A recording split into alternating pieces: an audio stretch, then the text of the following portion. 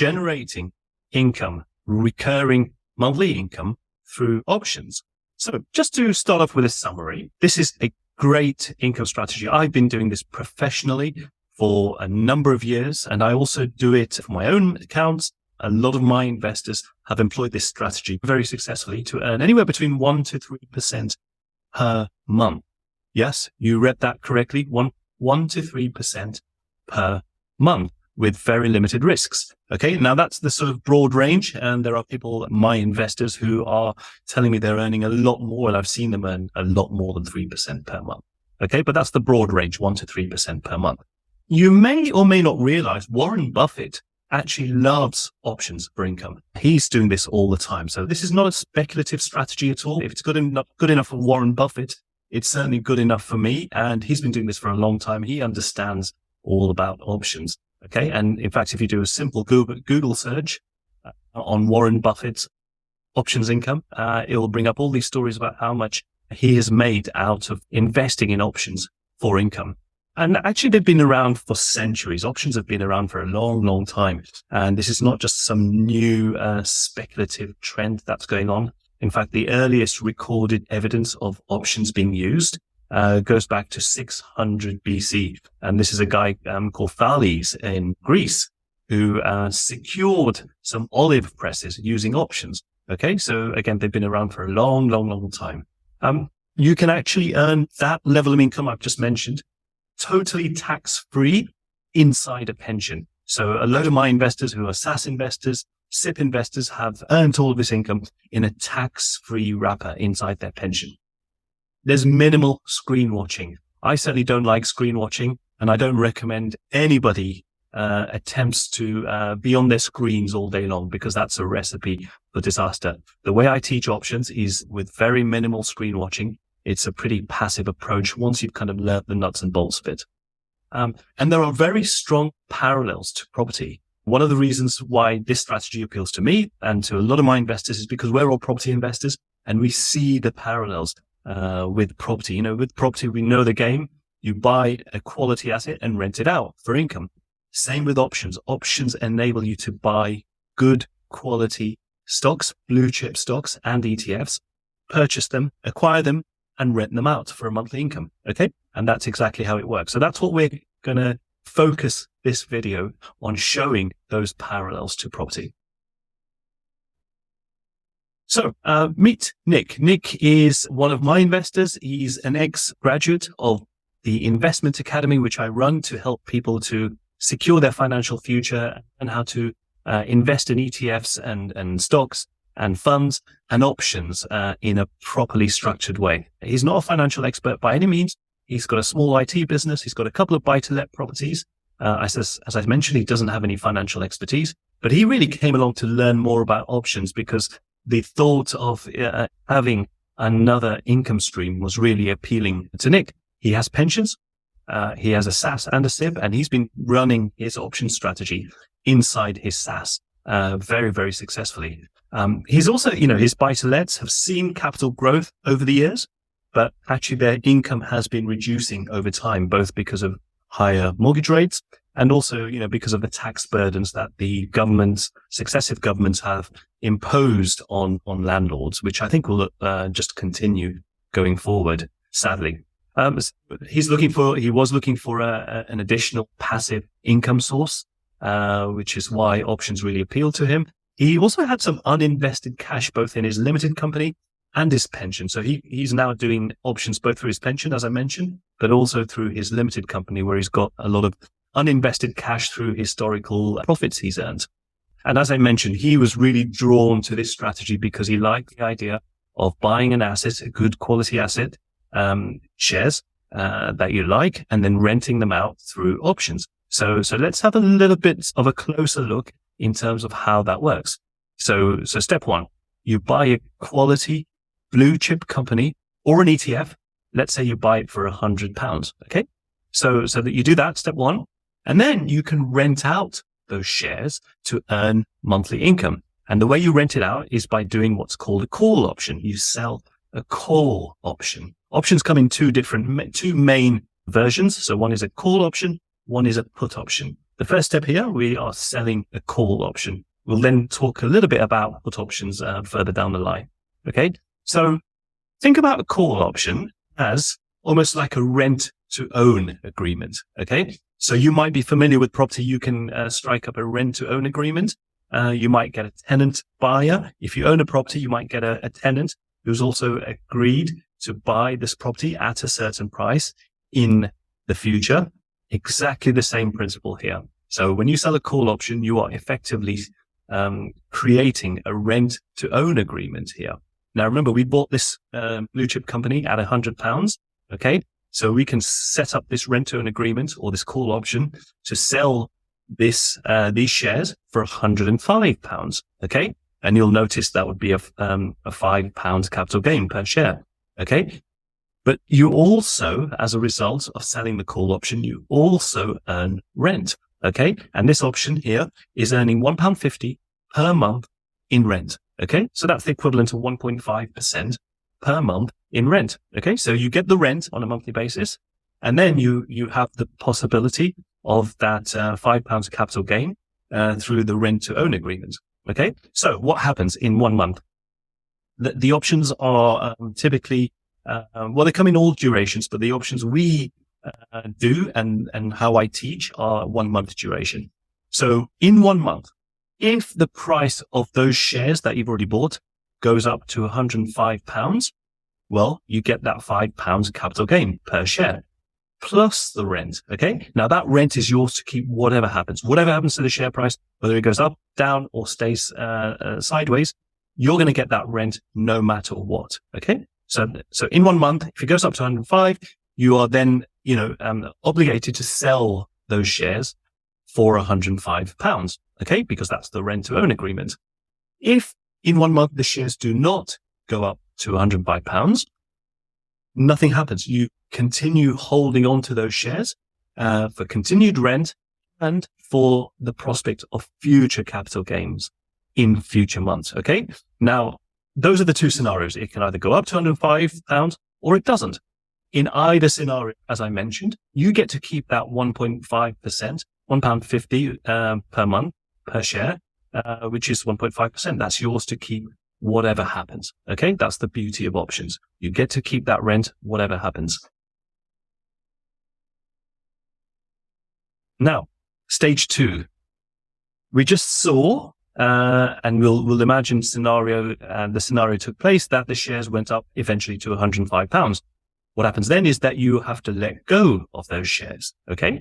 For £105. So now let's say, we got to that point. We sold for £105. We sold it to our tenant buyer. We no longer have any shares because we've sold them on. We've made a small capital gain and we made those rental payments. Now the shares are now at £105, right? Now let's imagine you still like those shares, but actually you think they've done a little bit too much in the short term and you'd rather be buying for £102 instead of £105 because you think they'll come back a little bit. Well, what do? You sell a put option. Okay. That enables you to have the opportunity to buy those shares back for the price you dictate. In this case, we've said we'd rather be buying them at £102. Okay. So because we are now selling a put option, that puts us in the position where we have the option to buy those shares. Okay. So it's a little bit different to the first option, which is when we were selling our shares. This time we have the opportunity to buy those shares at this price, £102. But whatever happens, we still receive an income. In this case, although we don't own the shares, we have sold a put option in this stage, and we are going to receive £1.40 per month in this situation. Okay. So we still continue to receive rent. So effectively we are getting paid to wait to own these shares. Remember, these are shares we like and we'd want to be owning them. We get paid the rent to wait to buy them at the price we want to buy them. Okay. So we get that £1.40, whatever happens per month. If in the scenario, the shares do dip down to £102, well, you get to buy them. You get assigned those shares for £102. And remember, we've been paid the premium anyway, or we've been paid the income. Income and premium mean the same thing. We've been paid the income anyway. And now we get to buy for £102 at the price we wanted. But if they don't go down to our price, if they don't go down to £102, guess what? We get paid that monthly premium anyway, no matter what. Again, remember, that's the beauty of options. You get paid that premium no matter what. And the reason you get paid that premium is because you are putting yourself in the position of being obligated to buy in this situation, or in the previous situation, you are putting yourself in the position to be obligated to sell when you sold call options. Either way, you're selling the right to the buyer of these options, and that's why they're paying you a premium. Okay, so that's how options work. Now, just to kind of summarize that in a sort of diagrammatic way, we call this strategy the options wheel strategy. When you combine both of those stages, which we just mentioned, selling calls, selling puts, it becomes the options wheel strategy. And this is what most of my investors are doing. It's a very, very elegant strategy. You earn income through the process, through the wheel strategy. It's called the wheel strategy because you're essentially rinsing and repeating. Okay, so this is how it works. Remember, stage one, we acquired that blue chip stock or an ETF. Remember, we bought that asset. In the same way you buy a property, in this situation with options, we are acquiring a blue chip stock or an ETF that you like anyway, that you've done your research on, that we have shown you when you come onto the Options Academy, the Investment Academy. We show you, we give you a watch list of good quality blue chip stocks and ETFs that you can choose from. We give you our watch list. Okay, so that's step one. Step two is you then rent them out, right? You remember we sold call options. And when you combine both a stock and call options, it becomes a covered call option. Okay, so these are covered calls. And by doing that, you are receiving income or rent because you're renting out your shares. Okay, so that's step two. Now, the scenario when the share price goes up to the strike price, right? That's when your shares get called away. You are obligated to sell them to the tenant buyer, remember. Okay, so by this stage, by stage three, you've received income through your options, and you receive capital gains because your shares are now called away at a profit. Okay. Now, once they're called away, once your shares are called away, remember you don't have those shares anymore. You've got some cash, but you have no shares anymore. So then your job is to go out and buy more shares to earn more income. Okay. And that's where step four comes in, because in order to buy shares, you could just go out and buy shares and go back to step one if you wanted to here. But actually a more effective way is to sell put options in order to buy more shares. And this way, you're actually receiving income and potentially buying below current value. Remember, we sold our shares at £105 and we sold a put option with a strike price of £102. So we are looking to purchase this at a price that's below current value and receive income at the same time.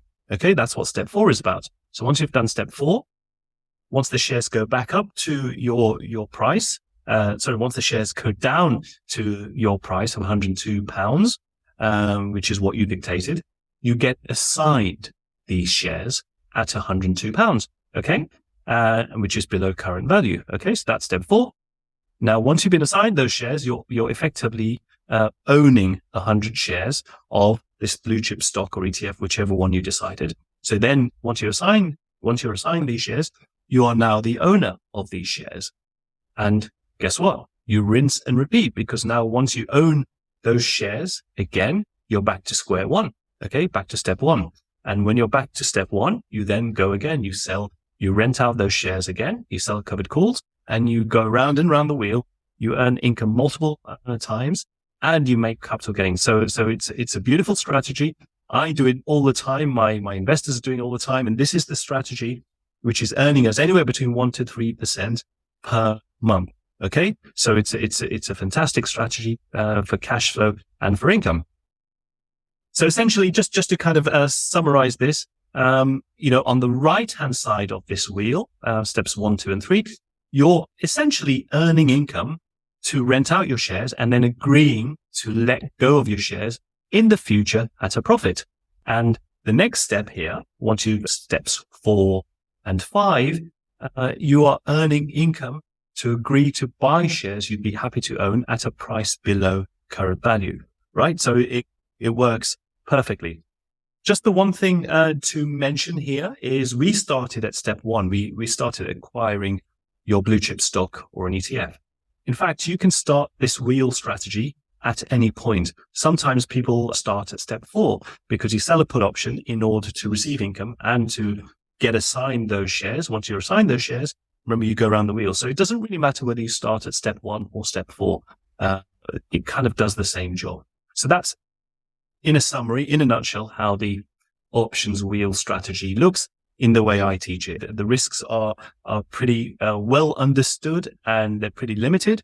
The worst that can possibly happen, you might be thinking, what are the risks here? The worst that can possibly happen is step 4. You might get assigned shares, which you may or may not like, but actually remember, you've done all the due diligence in the first place. You'd only do options on shares that you want to be assigned. Okay, so the worst thing that can happen is you get assigned those shares. And let me just give you a couple of examples because we've talked about shares without kind of being specific. So let me give you 3 examples. Okay, one is the S&P 500 index. Now, this is the chart of the S&P 500 index. At the time of making this video, it's had a good run. And in fact, historically, it's always generated between 8 to 12% annualized anyway. So we get the ups and downs, but eventually we always get strong gains on an average annualized basis. So the fact that it's been strong of late is not unusual. So let's say you wanted to do options on the S&P 500 index here for income purposes. So right now, at the time of making this video, the S&P 500 ETF is priced at $470. Now, what if you wanted to earn income? What you could do is you can sell a put option. Let's say you sell a put option for a strike price of $470, where it is right now. The income you'd receive is actually $500, okay, which equates to roughly 1.1% in 1 month. So that's the S&P 500 index, okay? We talked about the example of actually wanting to buy below current value. Well, you can do that. Let's take the example of Amazon. It's not just the S&P you do the options on. You can do it on individual stocks. Let's say you've looked at Amazon. You like Amazon. This is the chart of Amazon. Again, it's had a pretty decent run. So here's the chart. And I looked at the 50-day moving average here for Amazon. Those of you who are familiar with charts and technical analysis, moving averages, right? You might look at the 50-day moving average and think, okay, well, look, you can see historically the share price has kind of bounced off the 50-day moving average a couple of times. And it breached there, but it kind of eventually broke out of that 50-day moving average level. Let's say now you think, okay, it's had a good run and I'd rather be buying Amazon at the 50-day moving average level. So right now it's trading at $149. Closer to the 50-day moving average is around $140. So what you do is sell a put option at $140, which is some way down from the current price. You'd bring in $150 for selling that put option, which is the equivalent of 1.1% in 1 month. Okay. So you do that and you then have the opportunity, if it gets down to your levels, to be buying this asset at the 50-day moving average, a lot lower from compared to today's price. And then if you get hold of these shares at the price you want, you'd then go again, you'd rent them out. You'd rent them out for monthly income, as we saw earlier in the example. Okay. So that's Amazon, a real world example. Another real world example is Tesla. Now, Tesla has been kind of flatlining over this period, but it's at its downs, at its ups. But let's say you really like Tesla. You like the story, you like what Tesla does, etc. So here's the share price of Tesla. But actually you see, okay, it's had a reasonably good run. I'd rather be buying.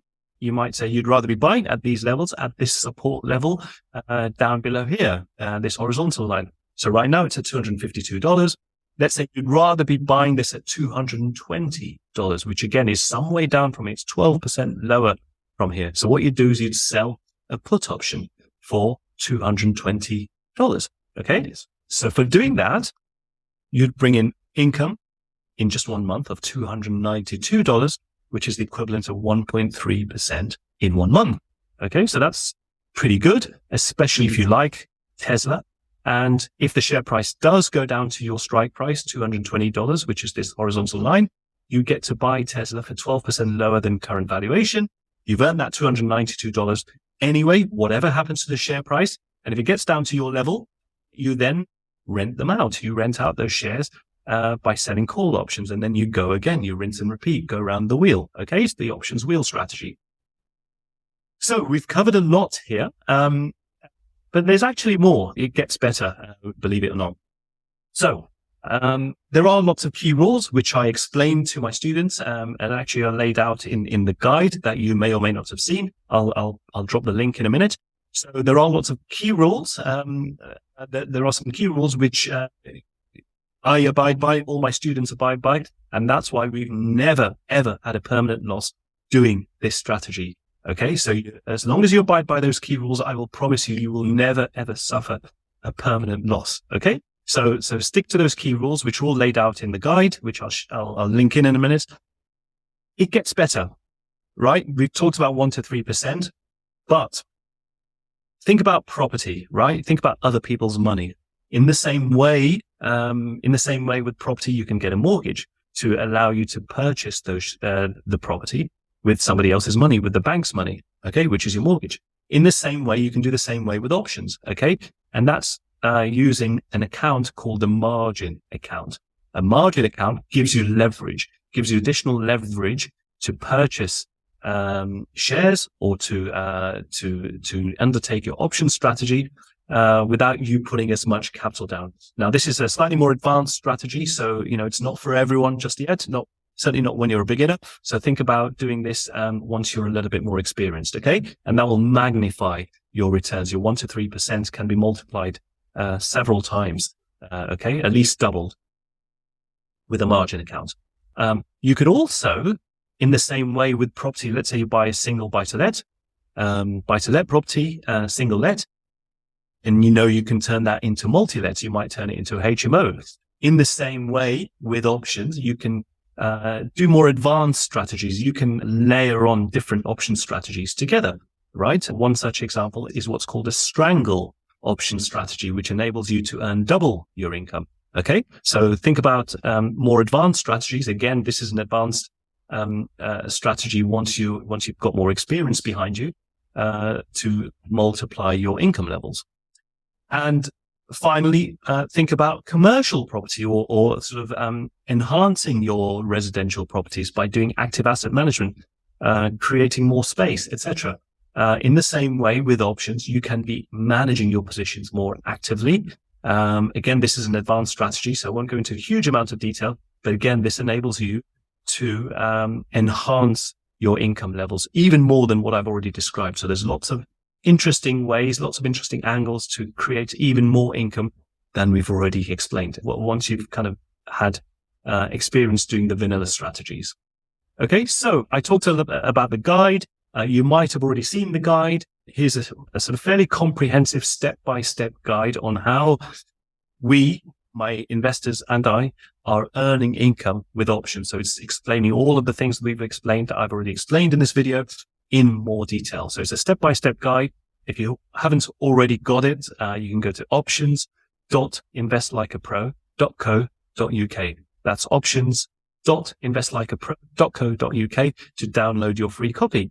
And that's really it for this video today. I hope you enjoyed it. I hope you got use from all the different sort of ways in which you can earn income through options. It's a fantastic strategy. A lot of my people are doing this very, very successfully. And a lot of people who have been through the Investment Academy are implementing this strategy with very rewarding results. So good luck, and I'll see you in the next video.